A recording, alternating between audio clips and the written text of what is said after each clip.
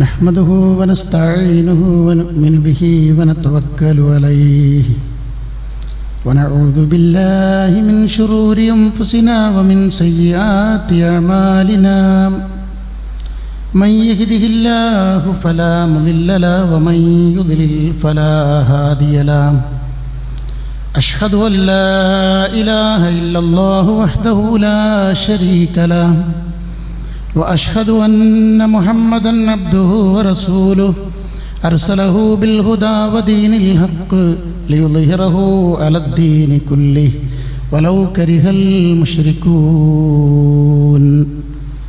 أما بعد فإن خير الكلام كلام الله وخير الهدي هدي محمد صلى الله عليه وسلم وشر الأمور محدثاتها وكل محدثة بدعة وكل بدعة ضلالة اللهم صل على محمد وعلى آل محمد كما صليت على إبراهيم وعلى آل إبراهيم وبارك على محمد وعلى آل محمد كما باركت على إبراهيم وعلى آل إبراهيم إنك حميد مجيد.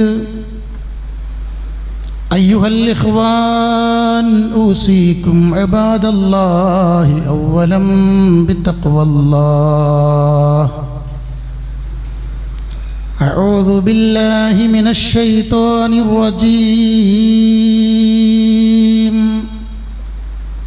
بسم الله الرحمن الرحيم. يا أيها الذين آمنوا اتقوا الله حق تقاته ولا تموتن إلا وأنتم مسلمون. يا أيها الذين آمنوا اتقوا الله وقولوا قولا سديدا يصلح لكم أعمالكم ويغفر لكم ذنوبكم ومن يطع الله ورسوله فقد فاز فوزا عظيما. بسم الله الرحمن الرحيم. رزقا للعباد فأحيينا به بلدة ميتا كذلك الخروج.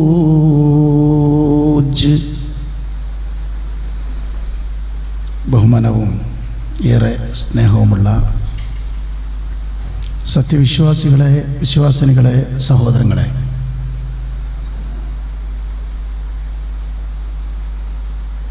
നമ്മുടെയും നാം അധിവസിക്കുന്ന ഈ മഹാപ്രപഞ്ചത്തിൻ്റെയും സൃഷ്ടാവും സംരക്ഷകനുമായ ജഗനിയന്താവിൻ്റെ കൽപ്പനകൾ കണ്ണടയുന്നതുവരെ ജീവിതത്തിൻ്റെ സർവ്വമേഖലകളിലും പാലിച്ചുകൊണ്ട് സൂക്ഷിച്ചുകൊണ്ട് ജീവിക്കാൻ ബാധ്യസ്ഥരാണ് ഞാനും നിങ്ങളും എന്നാമുഖമായി ഓർമ്മപ്പെടുത്തുകയാണ്. അല്ലാഹു സുബ്ഹാനഹു വ തആല നമ്മെ ഏവരെയും അതിന് അനുഗ്രഹിക്കുമാറാവട്ടെ. അൽഹംദുലില്ലാഹ്, നമുക്ക് അല്ലാഹുവിൻ്റെ അനുഗ്രഹീതമായ മഴ നമ്മുടെയൊക്കെ പ്രാർത്ഥനകളുടെയും അല്ലാഹുവിൻ്റെ കാരുണ്യം കൊണ്ടും ലഭിച്ചുകൊണ്ടിരിക്കുന്ന സന്തോഷകരമായ ഒരു സന്ദർഭം. മഴക്കാലം വരുമ്പോൾ ചില ജാഗ്രത നമുക്ക് വേണം, ചില ചിന്തകളും നമ്മിലുണ്ടാവണം. ജാഗ്രത എന്ന് പറഞ്ഞത് അല്ലാഹു സൃഷ്ടിച്ചവയിൽ നന്മയുള്ളതോടൊപ്പം തിന്മയും അല്ലെങ്കിൽ പരീക്ഷണവും നമ്മൾ പ്രതീക്ഷിക്കണം. സൂറത്തുൽ ഫലഖിൽ പറയുന്നുണ്ട്, ഖുൽ അഊദു ബിറബ്ബിൽ ഫലഖ് എന്ന് തുടങ്ങുന്ന അധ്യായത്തിൽ മിൻ ശർരി മാ ഖലഖ്, പടച്ചോനെ നീ സൃഷ്ടിച്ചവയുടെ പിന്നിലുള്ള ഷെറിൽ നിന്ന് നിന്നോട് ഞങ്ങൾ കാവൽ ചോദിക്കുന്നു എന്ന് തേടുന്നത് നമുക്ക് കാണാൻ പറ്റും. അതുകൊണ്ട് മഴയുടെയും ഇടിമിന്നലിൻ്റെയും എന്ന് വേണ്ട അള്ളാഹു സൃഷ്ടിച്ചവയുടെ സകലമാന കെടുതികളും അപകടങ്ങളും കഷ്ടനഷ്ടങ്ങളിൽ നിന്നൊക്കെയും നമ്മൾ രക്ഷ തേടിക്കൊണ്ടിരിക്കണം. പ്രത്യേകിച്ച് റിപ്പോർട്ട് ചെയ്തുകൊണ്ടിരിക്കുന്ന ചില പകർച്ചവ്യാധികൾ, മഴക്കാല രോഗങ്ങൾ, അതിലൊക്കെ നമ്മൾ സ്വീകരിക്കേണ്ടുന്ന ഉത്തരവാദിത്തങ്ങൾ ഭംഗിയായി നിർവഹിച്ച് വൃത്തിയും നമ്മുടെ പരിസര ശുചീകരണവുമൊക്കെ ഉറപ്പുവരുത്തി അള്ളാഹുവിനോട് പ്രാർത്ഥിച്ച് നന്മയിലാക്കണമേ എന്ന് റബ്ബിനോട് നമ്മൾ തേടിക്കൊണ്ടിരിക്കണം. ഇതാണൊരു വിശ്വാസിയുടെ ബാധ്യത.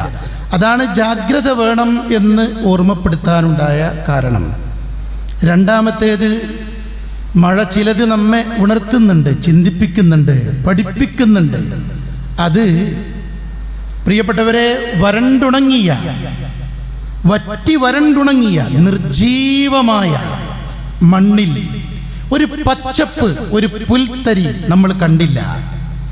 എന്നാൽ ഈ ഒന്ന് രണ്ട് മഴകൾ മാത്രം ലഭിച്ചതോടെ ആ വരണ്ടുണങ്ങിക്കിടന്ന ഭൂമി പച്ചപ്പുള്ളതായി. കഴിഞ്ഞ വർഷമോ മറ്റോ നമ്മൾ പറിച്ചപ്പോൾ കിട്ടാതെ പോയ വിത്തുകളൊക്കെ മുളച്ച് ജീവനുള്ളവയായി മണ്ണിൽ നിന്ന് പുറത്തേക്ക് തൂമ്പെടുത്തു വന്നത് അത്ഭുതകരമായി നമ്മൾ കാണുന്നു. കായ്ക്കനികളും തോട്ടങ്ങളുമൊക്കെ ജീവനുള്ളതായി കാണുന്നു. എന്തേ കാരണം? മഴ പെയ്തു എന്ന ഒറ്റ കാരണമാണ്. മഴ നിമിത്തമായി ആ മുളച്ചുവരവിന്. അപ്പോൾ മഴ അള്ളാഹുവിൻ്റെ ഒരു തീരുമാനപ്രകാരം ഭൂമിയിലേക്ക് വന്നപ്പോൾ നിർജീവമായ മണ്ണിൽ അവശേഷിച്ചത്, അല്ലെങ്കിൽ മണ്ണിലുണ്ടായിരുന്ന ഒളിഞ്ഞു കിടന്നിരുന്നവ തൂമ്പെടുത്ത് പുറത്തേക്ക് ജീവസുറ്റ രീതിയിൽ മുളച്ചു വന്നതുപോലെ അള്ളാഹുവിൻ്റെ തീരുമാനപ്രകാരം മണ്ണിൽ മരിച്ച് മണ്ണിലേക്ക് മടങ്ങിയ എല്ലാവരെയും രണ്ടാമത്തെ ഇസ്രാഫീൽ അലൈഹിസ്സലാമിൻ്റെ കാഹളത്തിലൂത്ത് എന്ന ഒറ്റ കാരണം വരുന്നതോടെ ഉയർത്തെഴുന്നേൽപ്പ് നടത്താൻ അള്ളാഹു സംവിധാനം ഏർപ്പെടുത്തിയിട്ടുണ്ട്.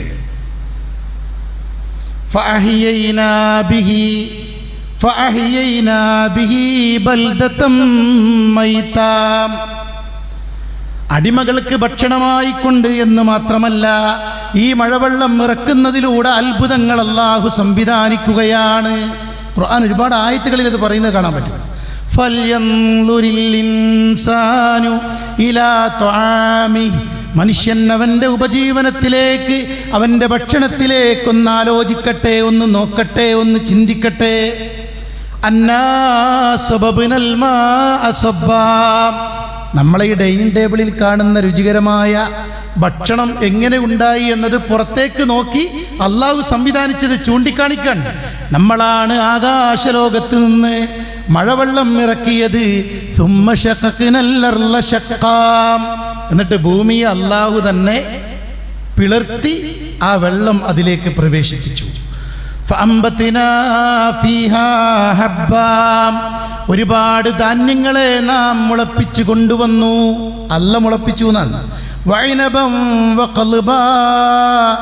പച്ചക്കറികളും മുന്തിരികളും അല്ലാഹു ഉണ്ടാക്കി. വസൈതൂനം വനഖ്ലാ. ഒലീവും ഈത്തപ്പനയും എണ്ണിങ്ങനെ പറയാണ്. വഹദായിഖ ഗുൽബാ. മലയടിവാരങ്ങളിൽ വരെ നമ്മൾ കാണുന്ന ഉണങ്ങി വറ്റി വരണ്ടുണങ്ങി കാണുന്ന പ്രദേശങ്ങളെപ്പോലും ഇടതൂർന്ന തോട്ടങ്ങളാക്കി പച്ചപ്പുള്ളതാക്കി അല്ലാഹു മാറ്റിയിരിക്കുന്നു. വഫാകിഹതം വഅബ്ബാ. ചെടികളും എന്ന് വേണ്ട പഴങ്ങളും പുല്ലുകളൊക്കെ അല്ലാഹു മുളപ്പിച്ചു എന്നാണ്. എന്നിട്ട് പറയണത് ഇതെന്തിന്, ആർക്ക് വേണ്ടി എന്നാണ്. മതാഅല്ലക്കും വലിയൻആമിക്കും. നിങ്ങൾക്ക് വേണ്ടിയാണ്. നിങ്ങളുടെ ആവശ്യം കഴിഞ്ഞാൽ നിങ്ങളുടെ കന്നുകാലികൾക്ക് വേണ്ടിയാണ്. ഇപ്പം എങ്ങനെയാണ് ഈ കൃഷി സംവിധാനം എന്ന് വരെ ആകാശലോകത്ത് നിന്ന് അള്ളാന്റെ അറിയിപ്പാണ് ഈ കേൾക്കുന്നത്. ഇനി ആമുഖമായി ഓതി കേൾപ്പിച്ച വിശുദ്ധ ഖുർആനിലെ സൂറത്തു ഖാഫ് എന്ന അധ്യായത്തിലെ 11-ാമത്തെ വചനം, റിസ്ഖൽ ലിൽ ഇബാദ്. അങ്ങനെയാണ് തൻ്റെ അടിമകൾക്ക് നാം ഉപജീവനം നൽകുന്നത്. ഫഅഹ്യൈനാ ബിഹി ബൽദതം മൈതാ, നിർജീവമായ ഈ ഭൂമിയെ നാം ജീവനുള്ള ഭൂമിയാക്കി മാറ്റി.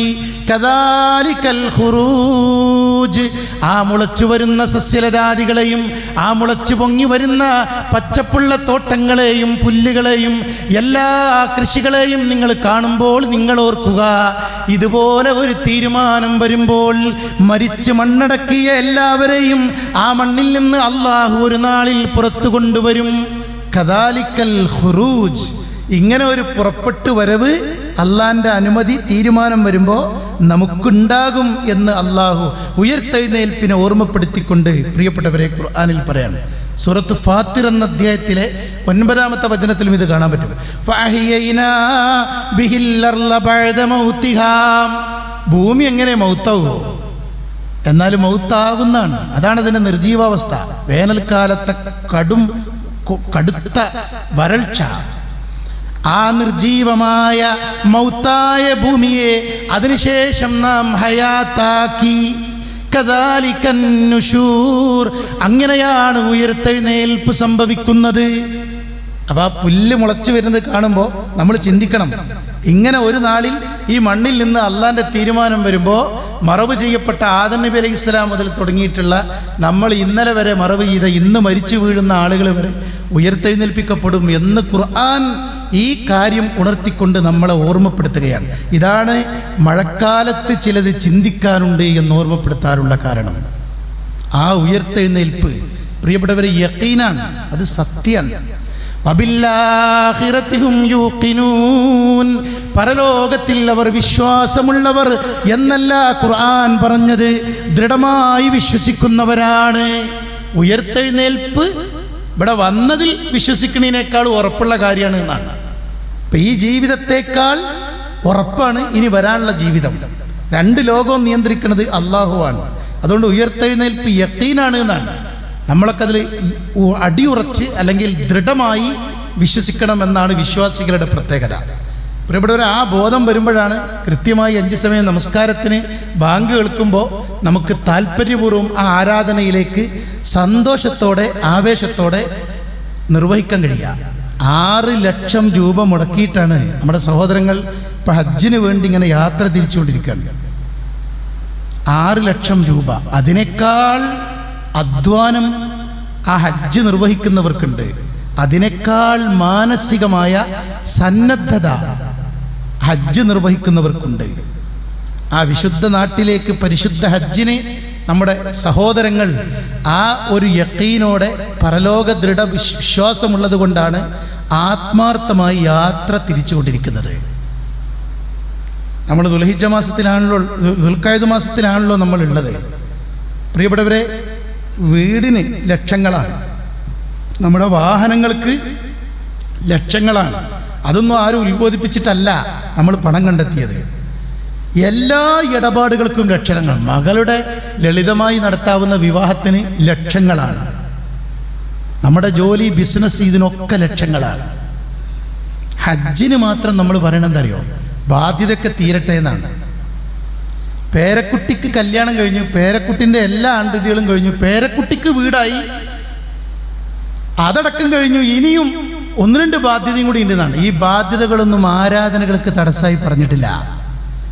അള്ളാന്റെ റസൂൽ പറഞ്ഞത്, മൻ അറാദൽ ഹജ്ജ ഫല്യതഅജ്ജൽ, ഹജ്ജിന് ആരെങ്കിലും ഉദ്ദേശിച്ചിട്ടുണ്ടെങ്കിൽ, ആ അറാദ എന്നുള്ള വാക്ക് ഗൗരവത്തിൽ കാണണം. ഉദ്ദേശം ഉണ്ടെങ്കിൽ അയാൾ അതിനുള്ള സമയവും സന്ദർഭവും സാഹചര്യങ്ങളും അയാൾ ഉണ്ടാക്കിയെടുക്കും. നമ്മുടെ ജീവിതത്തിലെ എല്ലാ കാര്യങ്ങളും അങ്ങനെയാണ്. അതുകൊണ്ട് ഹജ്ജിന് ആരെങ്കിലും ഉദ്ദേശിക്കുന്നുവെങ്കിൽ ഫല്യതഅജ്ജൽ, പിന്നെ അയാൾ അത് വൈകിപ്പിക്കരുത്, പിന്തിപ്പിക്കരുത്, അയാൾ ധൃതി കാണിക്കട്ടെ എന്നാണ്. 40-ാമത്തെ വയസ്സിൽ നല്ല കച്ചവടമാണ്, കയ്യിൽ ഇഷ്ടം പോലെ കാശുണ്ട്, നല്ല ആരോഗ്യമുണ്ട്. പക്ഷേ കുറച്ചൊന്ന് കഴിഞ്ഞോട്ടെ എന്ന് വിചാരിച്ച് നീട്ടിവെച്ചു. പക്ഷെ 50-ാമത്തെ വയസ്സിൽ ആ ബിസിനസ് താളം തെറ്റി പൊളിഞ്ഞു, അയാൾക്ക് നഷ്ടങ്ങളുണ്ടായി. പ്രിയപ്പെട്ടവരെ, അള്ളാൻ്റെ ഒരു ചോദ്യം അയാളുടെ മുമ്പിൽ ബാക്കി കിടക്കുകയാണ്. 40-ാമത്തെ വയസ്സിൽ നിന്റെ കയ്യിൽ ഇഷ്ടം പോലെ നിനക്ക് ഹജ്ജ് നിർവഹിക്കാനുള്ള സൗകര്യം ഞാൻ നൽകിയിട്ട് എന്തുകൊണ്ട് നീ ഹജ്ജ് നിർവഹിച്ചില്ല എന്ന ചോദ്യത്തിന് ആ 40-ാമത്തെ വയസ്സിലുള്ള ആ അനുഗ്രഹീതമായ അവസ്ഥയെക്കുറിച്ച് അള്ളാഹിൻ്റെ മുമ്പിൽ കണക്ക് ബോധിപ്പിക്കണം. അതുകൊണ്ട് പ്രിയപ്പെട്ടവരെ, ഈ ഹജ്ജിൻ്റെ ഗൗരവം നമ്മൾ അറിയണം, അതിൻ്റെ പ്രാധാന്യം നമ്മൾ അറിയണം. പഞ്ചസ്തംഭങ്ങളിൽപ്പെട്ട ഹജ്ജിനുള്ള മഹത്വം നമ്മൾ തിരിച്ചറിയണം. അതുകൊണ്ട് ആഗ്രഹിക്കണം, നമ്മൾ ഒരുങ്ങണം, പ്രാർത്ഥിച്ചു കൊണ്ടിരിക്കണം. അള്ളാഹു തൗഫീഖ് നൽകുമാറാവട്ടെ. നമ്മുടെ നാട്ടിൽ നമ്മുടെ സഹോദരങ്ങൾ പോകുമ്പോൾ അവർക്ക് നമ്മൾ, പ്രിയപ്പെട്ടവരെ, അവരോട് നമ്മൾ പ്രാർത്ഥന കൊണ്ട് വസിയത്ത് ചെയ്യുമ്പോൾ ജീവിതത്തിൽ നമ്മൾ മരിക്കുന്നത് വരെ തിരിഞ്ഞ് നമസ്കരിക്കുന്ന ആ കഅബാലയത്തിങ്കൽ പോയി മാത്രം നിർവഹിക്കുന്ന ആ പരിശുദ്ധ കർമ്മത്തിന് നമ്മുടെ മനസ്സിൽ ആഗ്രഹമുണ്ടാവണം. നമ്മൾ ആത്മാർത്ഥമായി അതിനു വേണ്ടി ഒരുങ്ങണം, പ്രാർത്ഥിക്കണം, മോഹിക്കണം. അള്ളാഹു തൗഫീഖ് നൽകുമാറാവട്ടെ. നാട്ടിലുള്ള നമ്മൾ ഏതായിരുന്നാലും ഇപ്രാവശ്യത്തെ ഹജ്ജിന് പോകാൻ കഴിയില്ല. തീരുമാനിച്ചുറപ്പിച്ച കുറേ സഹോദരങ്ങൾ നമ്മുടെ നാട്ടിൽ നിന്ന് എല്ലാം പണമടച്ച് എല്ലാ രേഖകളും ശരിപ്പെടുത്തി യാത്ര ചോദിക്കാൻ വേണ്ടി നിൽക്കുകയാണ്. നമ്മുടെ മഹലിലും കുറേ സഹോദരങ്ങളുണ്ട്. അവർക്ക് അള്ളാഹു മഖ്ബൂലും മബ്രൂറുമായ ഹജ്ജ് നിർവഹിച്ച് വളരെ ഭംഗിയായി ആ കർമ്മം നിർവഹിക്കാനുള്ള തൗഫീഖ് അള്ളാഹു പ്രദാനം ചെയ്തു കൊടുക്കുമാറാവട്ടെ. പ്രിയപ്പെട്ടവരെ, അങ്ങനെ അവർ പോകുമ്പോൾ നാട്ടിലുള്ള നമ്മൾ ദുൽഖഅദ് കഴിഞ്ഞ് ദുൽഹിജ്ജയിൽ ബലിപെരുന്നാളിനോടനുബന്ധിച്ച് ഇൻഷാ അല്ലാഹ് ആയുസ്സുണ്ടെങ്കിൽ നമ്മളിവിടെ ഉണ്ടാവും. നമ്മൾ അപ്പോഴേക്കിനും ഒരുങ്ങേണ്ട ഒരു കാര്യമുണ്ട്, അത് ഉളുഹിയ്യത്താണ്. അതിന് 6 ലക്ഷം രൂപ ചെലവില്ല, 50,000 രൂപ ചെലവഴിച്ച് ഒരു ബലിമൃഗം വാങ്ങാനുള്ള ആത്മാർത്ഥമായ സതുദ്ദേശം. എനിക്ക് വേണ്ടി, എൻ്റെ പരലോകത്തിന് വേണ്ടി, ആളുകളെ ബോധിപ്പിക്കാനല്ല, സോഷ്യൽ മീഡിയയിൽ ഒരു പോസ്റ്റ് ഇടാനല്ല, ഒരു അംഗീകാരത്തിനോ ഒരു പ്രശംസക്കോ ഒരു പ്രശസ്തിക്കോ വേണ്ടിയല്ല. എൻ്റെ റബ്ബിൻ്റെ കൽപ്പന നിറവേറ്റുന്നതിൽ ഈ പുണ്യദിനത്തിൽ ഞാൻ വിജയിച്ചു എന്ന് ഉറപ്പിക്കാൻ, തൻ്റെ പരലോകം ആഗ്രഹിച്ചുകൊണ്ട് ആ ഉളുഹിയ്യത്തിനെ കുറിച്ച് വിദേശത്തുള്ള മക്കളുമായി ആലോചന നടത്താൻ, നാട്ടിലുള്ള നമ്മൾ വീട്ടിൽ കൂടിയാലോചനകൾ നടത്താൻ, മഹല്ലുകളിൽ ആ ചർച്ച നടത്താൻ, ഏറ്റവും പ്രാധാന്യമുള്ള ഇബ്രാഹിം മില്ലത്ത് മുതൽ ആരംഭിച്ച ആ ചര്യ, ആ സുന്നത്ത് നമ്മുടെ മഹല്ലുകളിൽ പ്രാവർത്തികമാക്കാൻ ചർച്ചകൾ തുടങ്ങേണ്ട ഒരവസ്ഥയിലായിരിക്കണം നമ്മുടെ മഹല്ല് കമ്മിറ്റികളും നമ്മുടെ കുടുംബങ്ങളൊക്കെ. അതുകൊണ്ട് നാട്ടിലുള്ള നമ്മൾ നമ്മുടേതായ ആ ഉത്തരവാദിത്വം, ഇവിടെ ഹജ്ജിന് പോകുന്നില്ലാത്ത, അല്ലെങ്കിൽ ഈ വർഷം പുറപ്പെട്ടിട്ടില്ലാത്ത, തീരുമാനിച്ചിട്ടില്ലാത്ത നമ്മൾ ഉളുഹിയ്യത്തിനെ കുറിച്ച് ആലോചിക്കണം എന്നാണ് നേരത്തെ തന്നെ പ്രിയപ്പെട്ടവരെ നമ്മുടെ മഹല്ലിലുള്ള സഹോദരങ്ങളോട് ഉണർത്താനുള്ളത്. അള്ളാഹു ദീൻ അതിൻ്റെ സ്രോതസ്സുകളിൽ നിന്ന് പഠിച്ച് യഥാർത്ഥ സുന്നത്തുകളും നന്മകളും അള്ളാഹിൻ്റെ റസൂല് പഠിപ്പിച്ചതുപോലെ തന്നെ പ്രാവർത്തികമാക്കി ഇത്തിബാഴ് ചെയ്ത് സ്വർഗം നേടുന്ന യഥാർത്ഥ വിശ്വാസികളിൽ നമ്മേവരെയും അള്ളാഹു ഉൾപ്പെടുത്തി അനുഗ്രഹിക്കുമാറാവട്ടെ.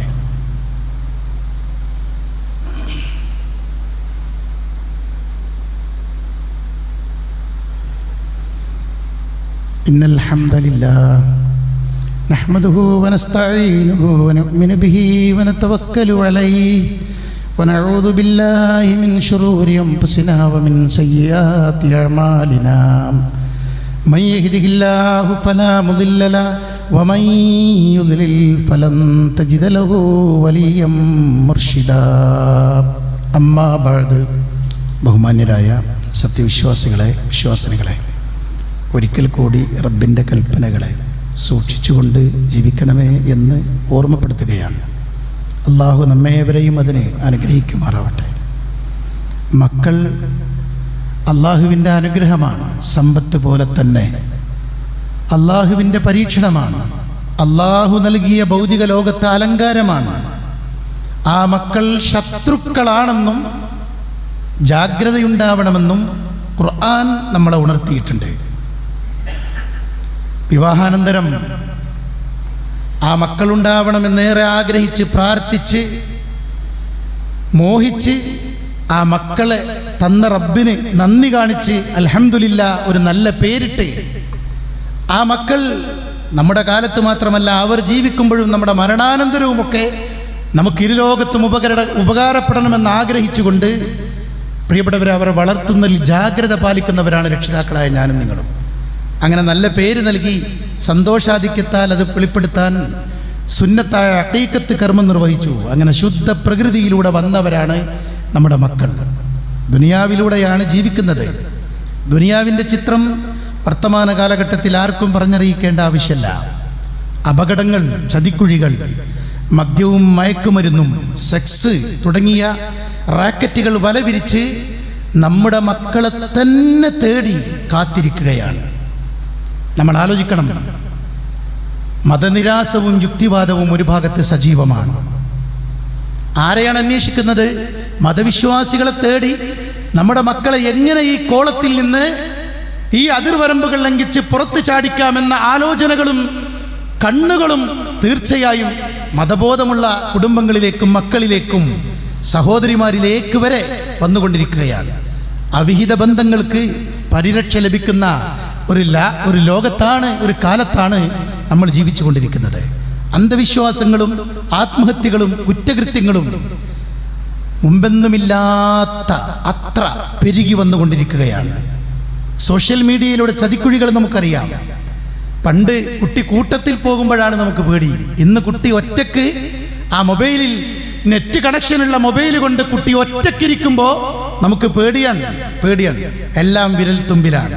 ഓൺലൈൻ ചൂതാട്ടങ്ങൾ കൊണ്ട്, ഇരട്ടിപ്പിക്കൽ മോഹങ്ങൾ കൊണ്ട്, സാമ്പത്തികമായ വലിയ അരാജകത്വം വരെ പ്രിയപ്പെട്ടവരെ നടമാടിക്കൊണ്ടിരിക്കുന്ന ഒരു ലോകത്താണ് നമ്മൾ ജീവിച്ചു കൊണ്ടിരിക്കുന്നത്.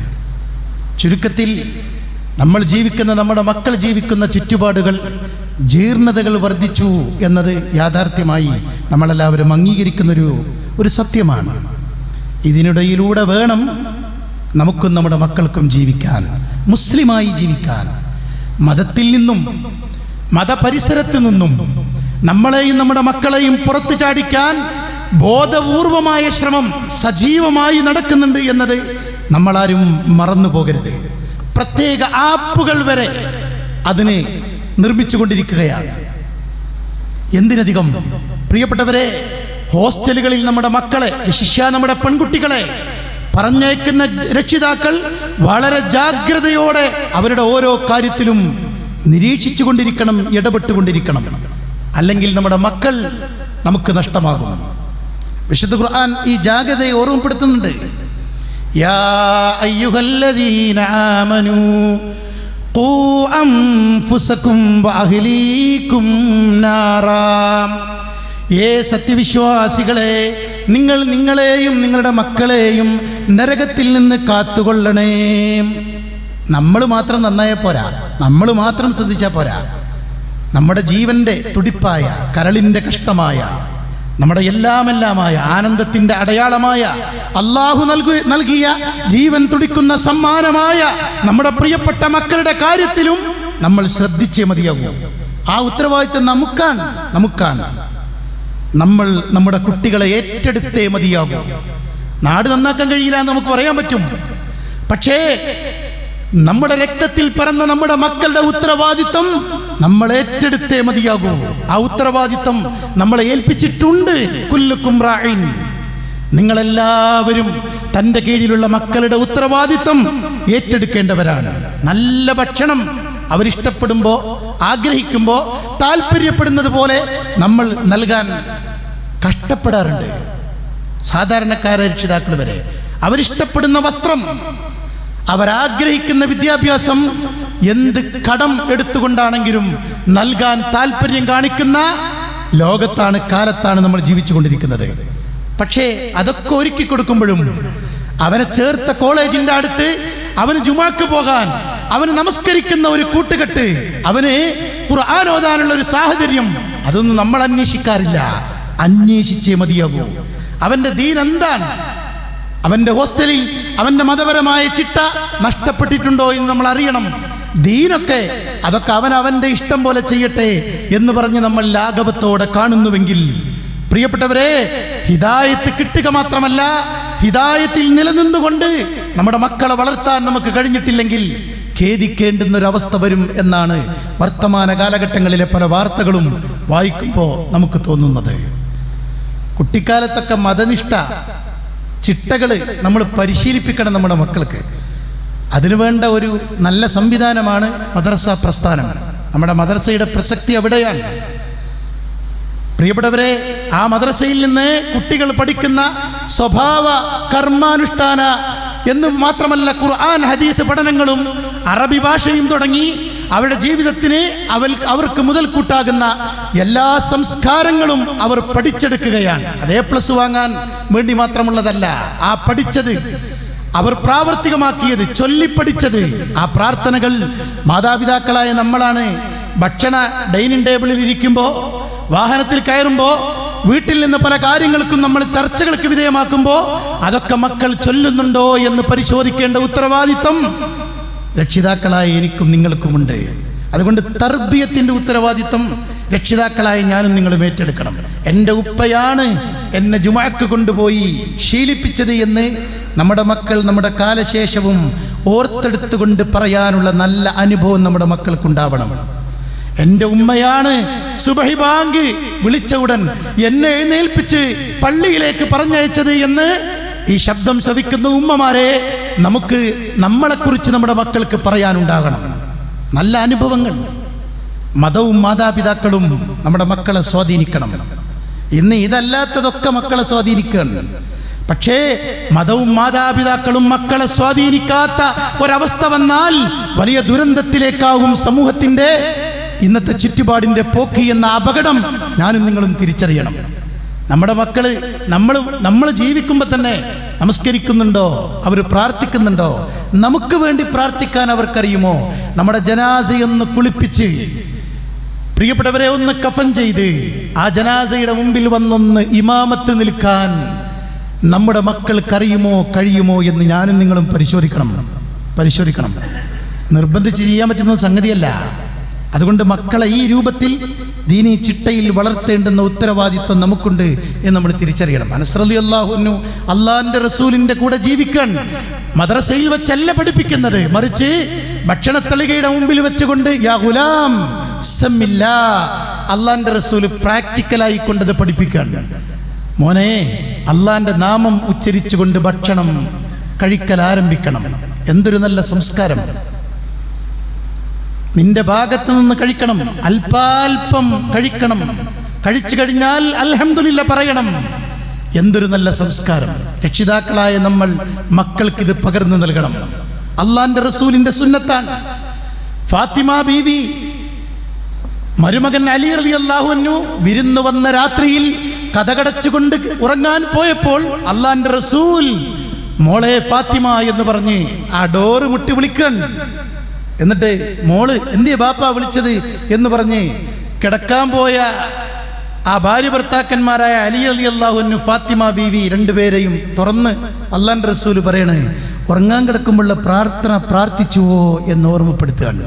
തൻ്റെ മകൾ ഈ ലോകത്ത് മാത്രമല്ല പരലോകത്തും ആനന്ദിക്കണം എന്ന് നിർബന്ധമുള്ള ഒരു രക്ഷിതാവിൻ്റെ റോളാണ് പ്രവാചകനിലൂടെ, ആ പിതാവിലൂടെ നമ്മൾ മാതൃകയായി അനുസരിക്കേണ്ടത്. മുസ്ലിങ്ങളായ നമ്മുടെ ഒരു പ്രത്യേകത ഉണ്ട്. ഈ മക്കള് ദുനിയാവിൽ മാത്രമല്ല കൗതുകവും അലങ്കാരവും നമ്മളെ നോക്കാനുള്ള ആളുകളായിട്ട് മാത്രമല്ല നമ്മൾ കാണേണ്ടത്. ഈ മക്കൾ ഇരു ലോകത്തും നമുക്ക് ഉപകാരപ്പെടണം. അത് മുസ്ലിങ്ങളായ നമ്മുടെ മാത്രം പ്രത്യേകതയാണ്. ഈ ലോകത്ത് മാത്രമല്ല പരലോകത്തും ഉപകരിക്കണം. ഇത് പരലോകത്തേക്കുള്ള സമ്പാദ്യമാണ്, മുതൽക്കൂട്ടാണ്.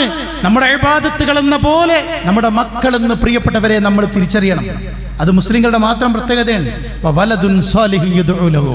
നമ്മൾ മരിച്ചാൽ പ്രിയപ്പെട്ടവരെ എല്ലാം ഈ ലോകത്ത് നിന്ന് വിട പറയുകയാണ്. 3 കാര്യങ്ങളിൽ ഒന്നെണ്ണി അള്ളാഹിന്റെ റസൂൽ പറഞ്ഞത് പ്രാർത്ഥിക്കുന്ന ഒരു സന്താനം. ബാപ്പ മരിച്ചിട്ട് 50 കൊല്ലയിക്കണ്, എന്നിട്ടും 80-കാരനായ ഈ മകൻ അല്ലെങ്കിൽ ഈ മകള് ആ ബാപ്പാക്കും ഉമ്മാക്കും വേണ്ടി പ്രാർത്ഥിക്കുകയാണ്.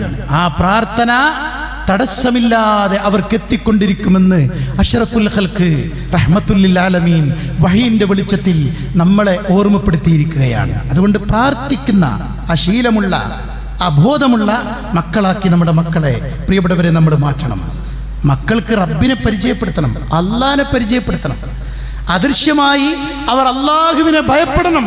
അദൃശ്യമായി റബ്ബിനെ ഭയപ്പെടുന്ന മക്കളാണ് എൻ്റെ മക്കളെന്ന് പ്രിയപ്പെട്ടവരെ നമ്മുടെ മക്കളെക്കുറിച്ച് നമുക്ക് ആശ്വസിക്കാൻ പറ്റണം.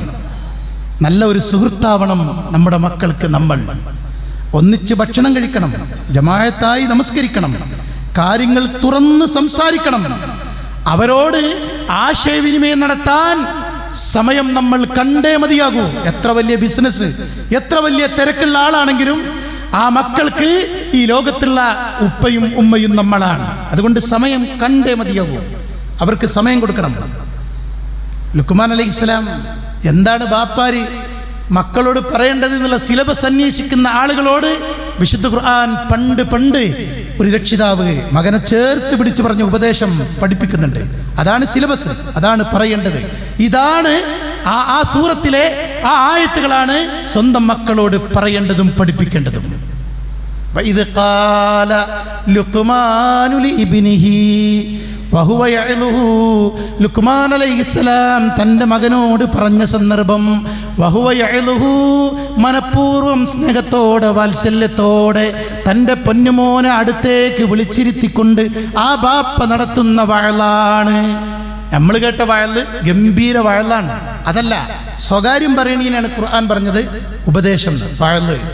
യാ ബുനയ്യ ലാ തുശ്രിക് ബില്ലാഹ്, ആദ്യമായി പറയേണ്ടതും ഒന്നാമതായി സ്ഥാനം കൊടുക്കേണ്ടതും വിശ്വാസരംഗത്തുള്ള സൂക്ഷ്മതയാണ്, വിശ്വാസരംഗത്തുള്ള തൗഹീദിൻ്റെ പ്രാധാന്യമാണ്. അതുകൊണ്ട് പൊന്നുമോനെ, അള്ളാഹുവിൽ ഒരിക്കലും നീ പങ്കുചേർത്ത് പോകരുത്. അള്ളാഹു പൊറുക്കാത്ത പാപമാണ് ശിർക്ക്. അതിൻ്റെ ഗൗരവം പറഞ്ഞ് ബോധ്യപ്പെടുത്തുകയാണ്. പിന്നെ അള്ളാഹിൻ്റെ തവക്കുൽ ചെയ്യേണ്ടതിൻ്റെ ബോധവും മറ്റു കാര്യങ്ങളൊക്കെ തുടർന്ന് ബാപ്പ പറയുന്നുണ്ട്. അള്ളാഹുവിൻ്റെ റസൂൽ പറഞ്ഞൊരു ഹദീസിൽ കാണാൻ പറ്റും, ഇന്ന റജുല ലതുർഫഉ ദറജതഹു ഫിൽ ജന്ന ഫയഖൂൽ അന്ന ഹാദാ ഫയുഖാൽ ബിസ്തിഗ്ഫാരി വലദിക്. ഒരു മനുഷ്യൻ നാളെ പരലോകത്ത് അള്ളാഹിൻ്റെ അടുക്കൽ സ്വർഗലോകത്ത് അയാളെ ദർജ ഇങ്ങനെ ഉയർന്നു കാണുമ്പോൾ അയാൾ ചോദിക്കും, അന്ന ഹാദാ, ഇതൊക്കെ കൂടി എവിടുന്ന് കിട്ടിയതാണ്? ഞാൻ അത്ര വലിയ ആരാധനകളൊന്നും ചെയ്തിട്ടില്ലല്ലോ, എങ്ങനെ എനിക്കിതൊക്കെ നേടാനായി? ഫയുഖാൽ, അപ്പോൾ അദ്ദേഹത്തോട് പറയപ്പെടും, ബിസ്തിഗ്ഫാരി വലദിക ലക, നിനക്ക് വേണ്ടി നിന്റെ സന്താനങ്ങൾ പ്രാർത്ഥിച്ച തേടിയ ഇസ്തിഗ്ഫാറുകളുടെ പാപമോചനത്തിൻ്റെ ഫലമാണ് നീ കാണുന്ന ഈ അത്ഭുതകരമായ നന്മകൾ എന്ന് ചില മാതാപിതാക്കളോട് നാളെ പരലോകത്ത് സ്വർഗലോകത്ത് വെച്ച് മറുപടി പറയുന്ന അവസ്ഥ കൺകുളിർമയോടെ നമുക്ക് വായിക്കാൻ കഴിയുന്നുവെങ്കിൽ അനുഭവിക്കാൻ കൂടി പ്രിയപ്പെട്ടവരെ നമുക്ക് കഴിയണം. അതുകൊണ്ട് മദ്രസകൾ തുറക്കുന്ന സമയം മദ്രസാ പഠനം പരിഗണിക്കണം എന്നാണ് പറയാനുള്ളത്. അതിനെത്ര ഫീസ് കൊടുത്താലും, അതിനെത്ര ത്യാഗം സഹിച്ചാലും, എത്ര നമ്മൾ ആ രംഗത്ത് ഇടപെട്ടാലും പ്രിയപ്പെട്ടവരെ, അത് നമുക്കേറെ പ്രതീക്ഷയ്ക്ക് വക നൽകുന്ന കാര്യമാണ്. സ്കൂളിലേക്കുള്ള വാഹനം വരും, അതുപോലെ തന്നെ സ്കൂളിലേക്ക് സമയം വൈകും, അതല്ലെങ്കിൽ മറ്റു പല ന്യായീകരണങ്ങളും പറഞ്ഞ് മദ്രസകളിലേക്ക് കുട്ടികളെ പറഞ്ഞയക്കാതിരിക്കരുത്. കുട്ടികൾക്ക് ലഭിക്കേണ്ട പ്രായത്തിൽ മദ്രസാ പഠനം കിട്ടിയേ മതിയാവും. പ്രത്യേകിച്ച് നമ്മുടെയൊക്കെ സിലബസുള്ള മദ്രസാ പാഠഭാഗങ്ങൾ മനഃശാസ്ത്രപരമായി ചിട്ടപ്പെടുത്തിയ ആകർഷകമായ, കുട്ടികൾ അറിയേണ്ടത് ഓരോ പ്രായത്തിലും ഓരോ ക്ലാസ്സിലും നൽകേണ്ട പാഠഭാഗങ്ങൾ തന്നെ തിരഞ്ഞെടുത്തുകൊണ്ടാണ് അവർക്ക് വിശ്വാസരംഗത്തും സ്വഭാവരംഗത്തും അനുഷ്ഠാന രംഗത്തും നൽകേണ്ട പാഠഭാഗങ്ങൾ നൽകിക്കൊണ്ടിരിക്കുന്നത്. പ്രിയപ്പെട്ടവരെ, അതുകൊണ്ട് ഈ 20-ാം തീയതി മദ്രസ തുടങ്ങുമ്പോൾ നമ്മുടെയൊക്കെ വീടുകളിലുള്ള കുട്ടികളെ നമ്മുടെ മദ്രസയിൽ നേരത്തെ തന്നെ അഡ്മിഷൻ നൽകി അവർ മദ്രസയിൽ പഠിക്കുന്നു എന്ന വലിയ ഉത്തരവാദിത്തം നമ്മളേൽപ്പിച്ച്, നമ്മളൊക്കെ മക്കൾ നന്നാവണമെന്ന് നമുക്ക് ആഗ്രഹമുണ്ട്. കള്ളു കുടിക്കുന്ന ആളാണെങ്കിലും വൃത്തികേട് ചെയ്യുന്ന ആളാണെങ്കിലും ഞാനോ ഇങ്ങനെയായി, എൻ്റെ കുട്ടി ഇങ്ങനെ ആവരുത് എന്നാണ് അദ്ദേഹത്തിൻ്റെ ഈ മോഹം. അതുകൊണ്ട് പ്രിയപ്പെട്ടവർ, എന്ത് ചെയ്യാനാകുന്നതാണ്? ഈ ഇരിക്കുന്ന ഒറ്റ രക്ഷിതാവിനും എൻ്റെ കുട്ടി മോശക്കാരനാവണം എന്നാഗ്രഹമല്ല, നന്നാവണം തന്നെയാണ്. പിന്നെ ആ മകൻ വഴി വിളിച്ചു പോകുമ്പോൾ നിന്ന് നിലവിളിക്കുന്ന വിലപിക്കുന്ന കാഴ്ചയും നമ്മൾ കാണാറുണ്ട്. എല്ലാവർക്കും ആഗ്രഹം കുട്ടികൾ നന്നാവണം എന്നാണ്. എന്ത് ചെയ്യാൻ പറ്റും, നമ്മൾ എന്ത് ചെയ്തു എന്നതിനാണ് പ്രസക്തി. അതുകൊണ്ട് മദ്രസകളിലേക്ക് നമ്മുടെ കുട്ടികളെ നമ്മൾ ചേർക്കുക. അവർക്ക് ലഭിക്കുന്ന ഓരോ മതപഠന സൗകര്യങ്ങളും സംവിധാനങ്ങളും, നമ്മുടെ മതപഠന ക്ലാസ്സുകൾ ഞായറാഴ്ചകളിൽ നമ്മുടെ മദ്രസകളിൽ നടക്കും. അതുപോലെ തന്നെ നമ്മുടെ മറ്റു ഉത്ബോധന സദസ്സുകൾ ഉണ്ടാവും. അവിടെയൊക്കെ നമ്മുടെ സാന്നിധ്യങ്ങൾ ഉറപ്പുവരുത്തിക്കൊണ്ട് പ്രിയപ്പെട്ടവരെ, മരിക്കുന്നത് വരെ ഈ മതം പ്രതാപമായി കണ്ട് പഠിച്ച് ആ രീതിയിൽ ജീവിതം ചിട്ടപ്പെടുത്തി നമുക്ക് നാളെ സ്വർഗാവകാശികളായി ഉയരാനും വളരാനും കഴിയണം. പ്രത്യേകിച്ച് ഉമ്മമാരോട് പറയാനുള്ളത്, മുതിർന്ന പെൺകുട്ടികളുടെ ഉത്തരവാദിത്തം നിങ്ങൾ ഏറ്റെടുത്തേ മതിയാകൂ. ആ പെൺകുട്ടികൾക്ക് 5000-ൻ്റെ ഡ്രസ്സ് വാങ്ങിക്കൊടുത്തിട്ടുണ്ട്, അഭിമാനത്തോടെ നമ്മുടെ രക്ഷിതാക്കൾ പറയാറുണ്ട്. പക്ഷെ ആ പെൺകുട്ടിയുടെ മുഖവും മുൻകൈയുമല്ലാത്ത ബാക്കിയുള്ള മുഴുവൻ ഭാഗങ്ങളും മറക്കുന്ന ഒരു വസ്ത്രമാണോ ആ 5000 കൊണ്ട് നമ്മൾ വാങ്ങിയത് എന്ന് പ്രിയപ്പെട്ട രക്ഷിതാക്കൾ ആത്മാർത്ഥമായി ആ പെൺകുട്ടികളുടെ ഡ്രസ്സ് നോക്കിയിട്ട് വിലയിരുത്തണം. അവരുടെ വേഷം മാത്രമല്ല, അവരുടെ ഓരോ ഇടപെടലുകളും, അവരുടെ മൊബൈലുകളും, അവരുടെ ഹോസ്റ്റലുകളിലെ ചങ്ങാത്തങ്ങളും, അവരുടെ പുറത്തേക്കിറങ്ങുമ്പോഴുള്ള കൂട്ടുകെട്ടുകളും ഒക്കെ നിങ്ങൾ പരിശോധിക്കണം. 6-ാം ക്ലാസ്സിൽ പഠിക്കുന്ന കുട്ടികൾ മേക്കപ്പ് ബോക്സ് കൊണ്ട് സ്കൂളിലേക്ക് വരുന്ന കാലഘട്ടമാണ് 6-ാം ക്ലാസ്. 7-ാം ക്ലാസ്സിൽ പഠിക്കുന്ന കുട്ടികളുടെ ബാഗിൽ നിന്ന് ലഹരി പിടിക്കുന്ന കാലഘട്ടമാണ്. പ്രിയപ്പെട്ടവർ, ഇതൊന്നും അകലെയല്ല, വിദൂരത്തല്ല, എവിടെയെങ്കിലും അല്ല. നമ്മൾ ജാഗ്രതയോടെ മുന്നേറിയാൽ നമുക്ക് സങ്കടം വരാതെ, നമ്മുടെ കുട്ടികൾ നഷ്ടപ്പെടാതെ കൺകുളിർമയുള്ള മക്കളായി നമ്മുടെ മക്കളെ നമുക്ക് തിരികെ കിട്ടും. അതുകൊണ്ട് ഉമ്മമാർ പ്രത്യേകിച്ച് ഈ വിഷയത്തിൽ ഇടപെട്ടേ മതിയാവും. ഒറ്റ കാര്യം പറയാം, അല്ലാഹുവിൻ്റെ റസൂൽ പറഞ്ഞു, പെൺകുട്ടികൾ നിങ്ങൾക്കുണ്ടെങ്കിൽ ആ 2-3 പെൺകുട്ടികളെ നിങ്ങൾ വളർത്തി സംരക്ഷണം നൽകി, മതബോധം നൽകി, വിവാഹം വന്നാൽ അവരെ നിങ്ങൾ ഉത്തരവാദിത്തപ്പെട്ട ഒരാളെ കൊണ്ട് വിവാഹം ചെയ്തു കൊടുത്താൽ ആ പെൺകുട്ടികൾ നിമിത്തം നിങ്ങൾക്ക് നരകത്തിൽ നിന്നുള്ള മറയായി ആ പെൺകുട്ടികൾ മാറുമെന്നാണ്. അപ്പം നരകമോചനം പ്രതിഫലം പെൺകുട്ടികളെ നരകത്തിൽ നോക്കി വളർത്തിയല്ലേ. എന്തേ കാരണം? അതിൻ്റെ പിന്നിൽ ത്യാഗമുണ്ട് എന്ന് തിരിച്ചറിഞ്ഞു അല്ലാഹുവിൻ്റെ റസൂൽ. ആ ത്യാഗത്തിന് നരകമോചനം പ്രതിഫലമായി വാഗ്ദാനം ചെയ്ത മതമാണ് ഇസ്ലാം എന്ന് നമ്മുടെ ഉമ്മമാർ തിരിച്ചറിയുക, ബാധ്യതകൾ ഭംഗിയായി നിർവഹിക്കുക. അള്ളാഹു തൗഫീഖ് നൽകുമാറാവട്ടെ. എല്ലാറ്റിനുമുപരി ആത്മാർത്ഥമായി നമ്മുടെ മക്കൾ ഹിദായത്തിൻ്റെ വഴിയിൽ നിലകൊള്ളാൻ, സ്വാലിഹീങ്ങളായി അവർ നിലകൊള്ളാൻ ആത്മാർത്ഥമായി പ്രിയപ്പെട്ടവരെ നമ്മൾ പ്രാർത്ഥിച്ചു കൊണ്ടിരിക്കുക. നമ്മുടെ മക്കളെ അള്ളാഹു സ്വാലിഹീങ്ങളിൽ ഉൾപ്പെടുത്തി അനുഗ്രഹിക്കുമാറാവട്ടെ. അറിവില്ലായ്മ കൊണ്ട് സംഭവിച്ചു പോയ തെറ്റുകുറ്റങ്ങൾ നമുക്കെല്ലാവർക്കും അള്ളാഹു മാപ്പ് നൽകി അനുഗ്രഹിക്കുമാറാവട്ടെ. നമ്മിൽ നിന്ന് മരണപ്പെട്ടു പോയ നമ്മുടെ ബന്ധുമിത്രാദികൾ ഉൾപ്പെടെയുള്ള മാതാപിതാക്കൾ ഉൾപ്പെടെയുള്ള നമ്മുടെ മഹല്ലുകളിൽ നിന്ന് ഇന്നലെ വരെ മരണപ്പെട്ട സഹോദര സഹോദരിമാർ, അവർക്കൊക്കെ അള്ളാഹു പുറത്തു കൊടുക്കുമാറാവട്ടെ. അവരെയും നമ്മയും അള്ളാഹു ഖബറിൻ്റെയും നരകത്തിൻ്റെയും അദാബുകളിൽ നിന്ന് കാത്തുരക്ഷിക്കുമാറാവട്ടെ. സ്വർഗത്തിൽ അള്ളാഹു നിത്യവാസികളായി കഴിയാൻ അനുഗ്രഹിക്കുമാറാവട്ടെ. രോഗം കൊണ്ട് കഷ്ടപ്പെടുന്ന ഒരുപാട് ആളുകൾ നമ്മുടെ കൂട്ടത്തിലുണ്ട്. അള്ളാഹുവേ, എല്ലാം ശിഫ നൽകാൻ കഴിവുള്ള നാഥ, ശിഫ നൽകി അനുഗ്രഹിക്കണമേ തമ്പുരാനെ. അനുഗ്രഹീതമായ മഴ നമ്മുടെ മേൽ സമാധാന വളരെ സൗകര്യപൂർവ്വം അവൻ നമുക്ക് വർഷിപ്പിച്ച് തിരുമാറാവട്ടെ. ലോകത്തിൻ്റെ വിവിധ ഭാഗങ്ങളിൽ പ്രയാസം അനുഭവിക്കുന്ന നമ്മുടെ സഹോദരങ്ങൾക്ക് അള്ളാഹു നിർഭയത്വവും സമാധാനവും ശാന്തിയും നൽകി അനുഗ്രഹിക്കുമാറാവട്ടെ. വിശുദ്ധ മണ്ണിൽ പോയി പുണ്യകർമ്മമാകുന്ന ഹജ്ജും ഉംറയും നിർവഹിക്കാൻ അള്ളാഹു നമുക്കെല്ലാവർക്കും തൗഫീഖും ഭാഗ്യവും പ്രദാനം ചെയ്ത് അനുഗ്രഹിക്കുമാറാവട്ടെ. اللهم اغفر للمؤمنين والمؤمنات والمسلمين والمسلمات الأحياء منهم والأموات إنك مجيب الدعوات ويا قاضي الحاجات. اللهم أعز الإسلام والمسلمين وأذل الشرك والمشركين. اللهم دمر أعداءنا وأعداء الدين. اللهم أجرنا من النار. ربنا آتنا في الدنيا حسنة وفي الآخرة حسنة وقنا عذاب النار. ربنا اغفر لنا ولإخواننا الذين سبقونا بالإيمان ولا تجعل في قلوبنا غلا للذين آمنوا ربنا إنك رؤوف رحيم.